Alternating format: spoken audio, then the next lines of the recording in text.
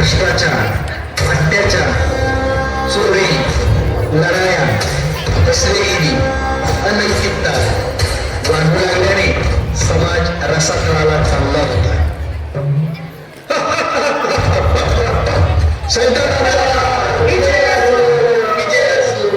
मला सर्व जगावर राज्य करायचं आहे.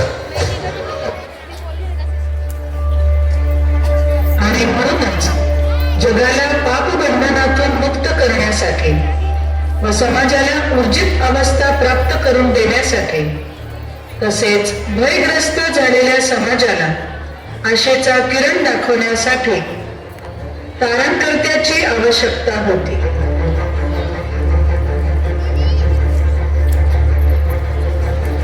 धर्मग्रंथात सांगितल्याप्रमाणे देवाचा पुत्र पृथ्वीवर मानवजन्म घेण्याची हीच ती महान पवित्र घटिका होती आणि त्यासाठी पवित्र मरिया व योसेफ यांची निवड करण्यात आली.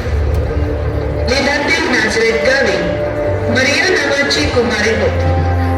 ती दाविदाच्या घराण्यातील योसेफ नावाच्या पुरुषाला वाग्दत्त होती. 6व्या महिन्यात देवाने गॅब्रिएल देवदूताला तिच्याकडे पाठविले. देवदूत तिच्याकडे येऊन म्हणाला,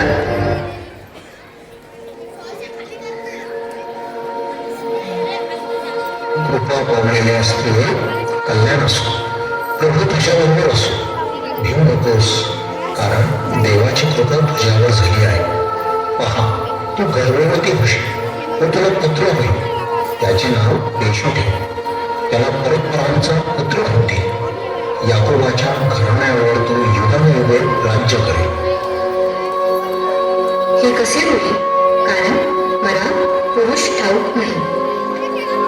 पवित्र आत्मा तुझ्यावर येईल आणि परस्परांचे सामर्थ्य तुझ्यावर छाया करेल. या कारणाने ज्याचा जन्म होईल त्याला पवित्र देवाचे पुत्र होते. मी प्रभूची दासी आहे. आपल्या म्हणण्याप्रमाणे माझ्या ठाई हो.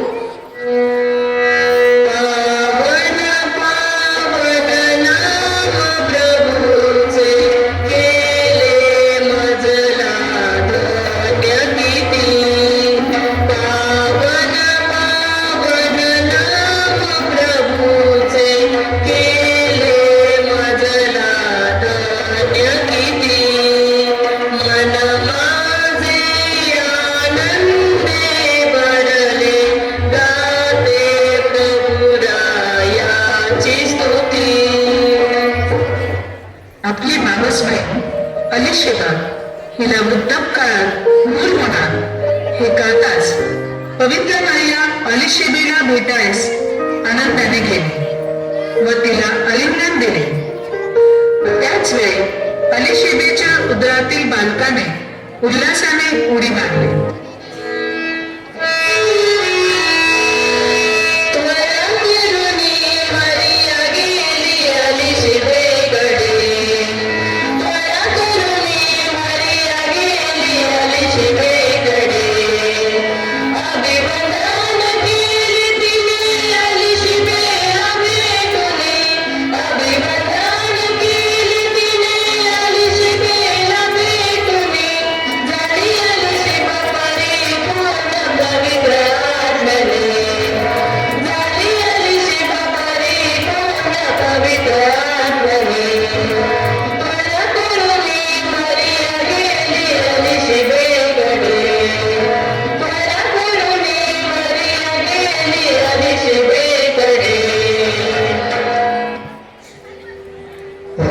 पती योसेफ हा नीतिमान होता आणि पवित्र आत्म्याच्या कृपेने कुमारी मरिया गर्भवती झाल्याने योसेफने वान निश्चय गुपचूप मोडण्याचा विचार केला.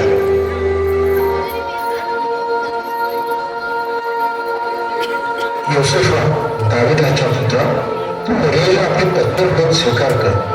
तिला पुत्र होईल व त्याचे नाव तू येशू ठेव, कारण तोच जगाचा तारण करणारा आहे.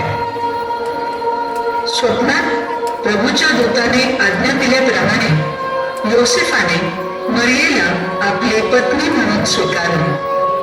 त्या दिवसात असे झाले की सर्व जगाची नामनिशी लिहिली जावी अशी सम्राट कैसर ऑगस्ट याने आज्ञा काढली.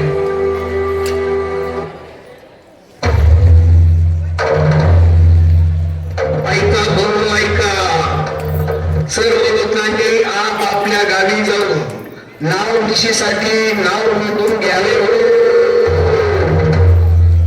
तेव्हा सर्व लोक आपल्या गावी नामनिशी लिहून घेण्यास गेले. योसेफही मरियेला घेऊन दाविदाच्या बेथलेम गावी गेला.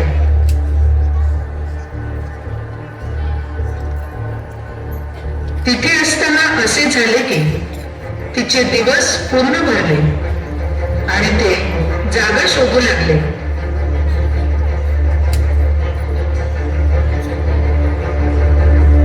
कुठेही जागा न मिळाल्याने पवित्र मरियेने गायीच्या मोठ्यात पुत्राला जन्म दिला. तिने येशू बाळाला बाळंत्याने गुंडाळून ठेवले.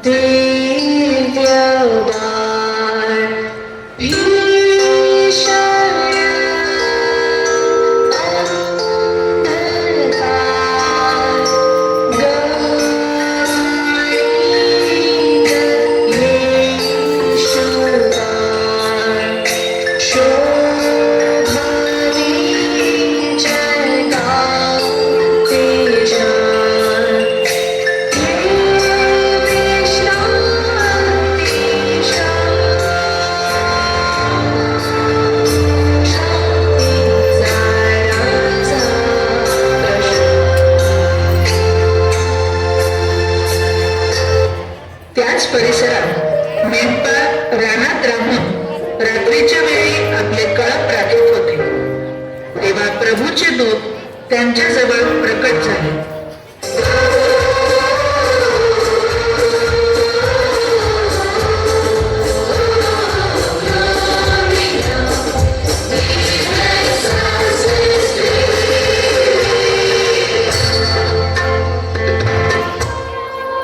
कोण हो तुम्ही? रडू नका, पहा तुमच्यासाठी आज दाविदाच्या गावात तारणारा जन्मला आहे.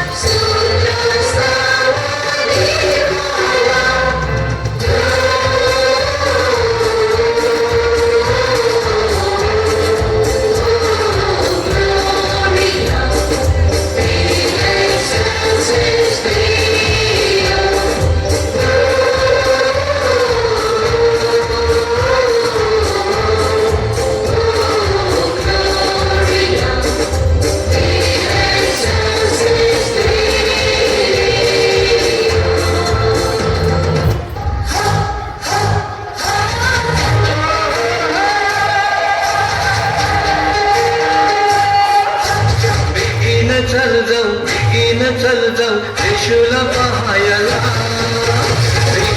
चल जाऊ येशूला पाहायला. दावीद नगरीत गाईच्या गोठ्यात जन्माला आला. चल जाऊ येशूला पाहायला. दावीद नगरीत गाईच्या गोठ्यात जन्माला आला.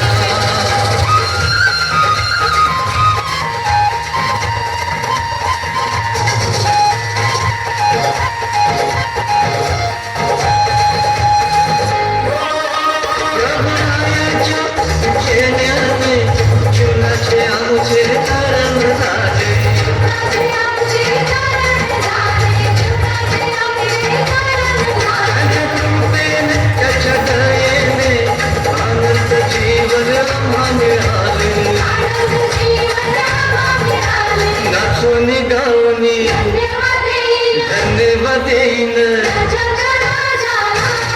माझ्या प्रभूच्या प्रभूला. आनंद झालाय माझ्या मला पाहुनी येशूला. बेगीन चल जाऊ येशूला पाहायला वेगीन चल जाऊ वेगीन चल जाऊ येशूला पाहायला दावीद नगरीत गाईच्या गोट्यात जन्माला वेगीन चल जाऊ येशूला पाहायला दावीद नगरीत गाईच्या गोट्यात जन्माला येशूच्या जन्मानंतर पूर्व दिशेस एक तारा उगवला. हा तारा पाहून ज्ञानी लोक येशू बाळाच्या दर्शनास निघाले. त्यांनी बाळाला सोने, ऊत व गंधरस अर्पण केले.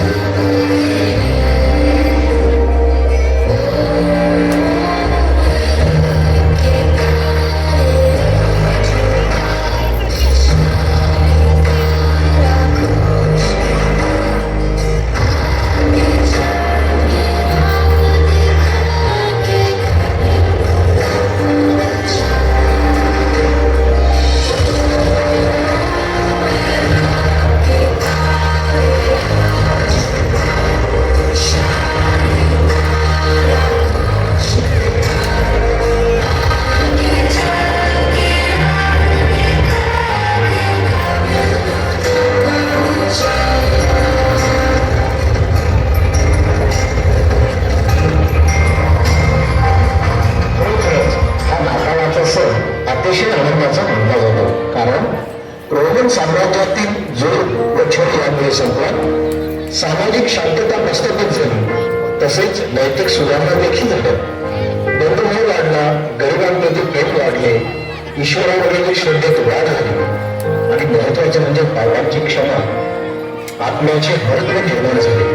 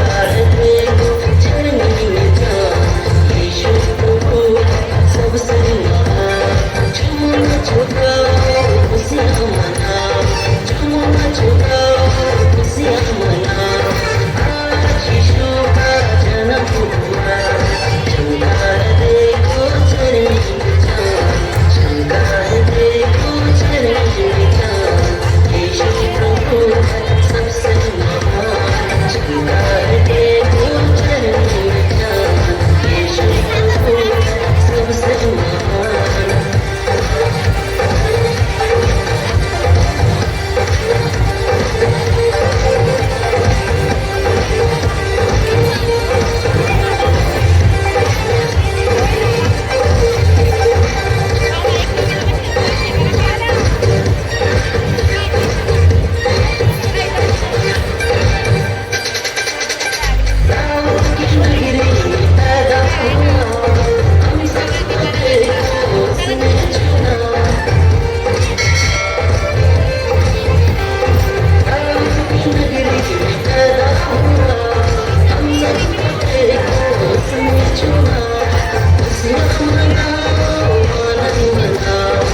खुशियाँ मनाओ आनंद मनाओ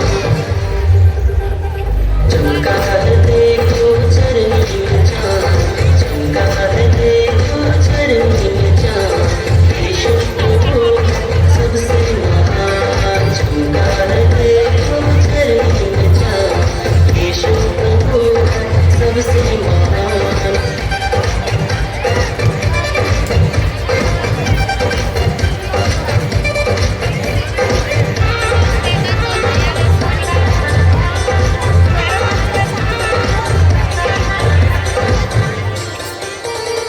जन्नत को छोड़ के आया जहाँ मन में मनुष्य रहने सिखा जन्नत को छोड़ के आया जहाँ मन में मनुष्य रहने सिखा खुशियाँ मनाओ नहीं संपर्क में खुशियाँ मनाओ चमका है देखो चरनी में चाँद चमका है देखो चरनी में चाँद यीशु प्रभु सबसे महान चमका है देखो चरनी में चाँद यीशु प्रभु सबसे महान झूम झुकाओ खुशियाँ मनाओ झूम झुकाओ खुशियाँ मनाओ आज यीशु का जन्म हुआ है चमका है देखो चरनी में चाँद चमका है देखो चरनी में चाँद यीशु प्रभु सबसे महान चमका है देखो चरनी में चाँद यीशु प्रभु सबसे महान